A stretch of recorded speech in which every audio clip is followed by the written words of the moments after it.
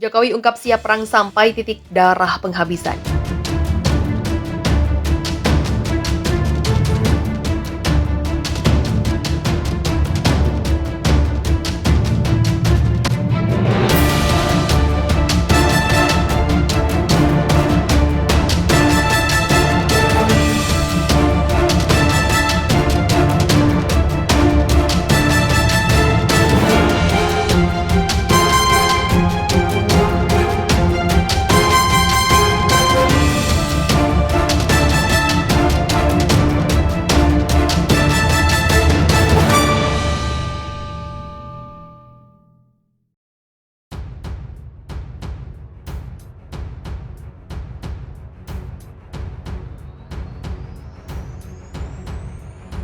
Pasca kekalahan RI terkait gugatan nikel di WTO membuat Presiden Joko Widodo mengambil langkah baru untuk membalas sekumpulan negara penjajah. Hal itu hangat diperbincangkan di berbagai media nasional maupun internasional. Keputusan Presiden Joko Widodo untuk melawan balik Uni Eropa tak ayal membuat pria asal Solo itu banjir dukungan.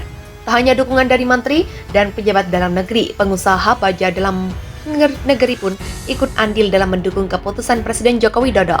Langkah Indonesia yang bersiap melawan Uni Eropa lewat mekanisme sengketa ke Organisasi Perdagangan Dunia. World Trade Organization mendapat dukungan dari pelaku usaha dalam hal ini, pengusaha industri dan baja nasional yang tergabung dalam Industri Iron and Steel Industry Associations.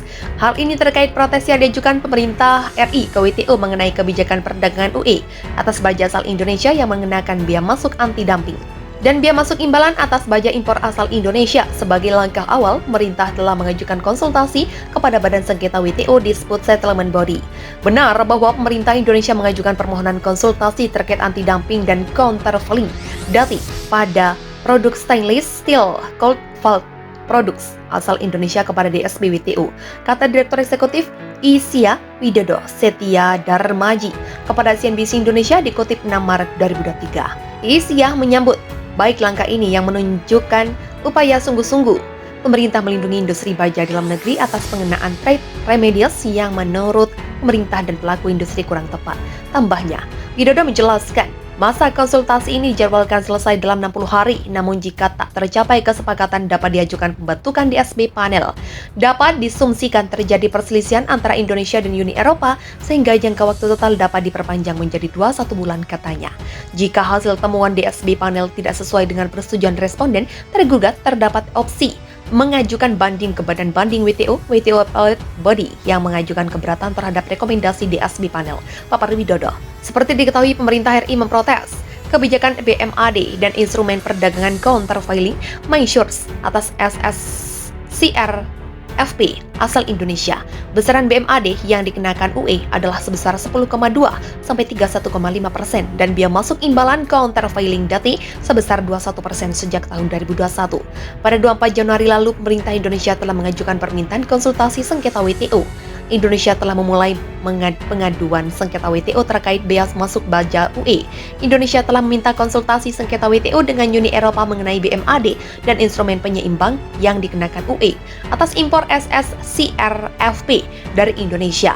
Permintaan itu diedarkan ke anggota WTO pada 6 Maret, demikian dikutip dari situs resmi WTO, Senin 6 Maret 2023.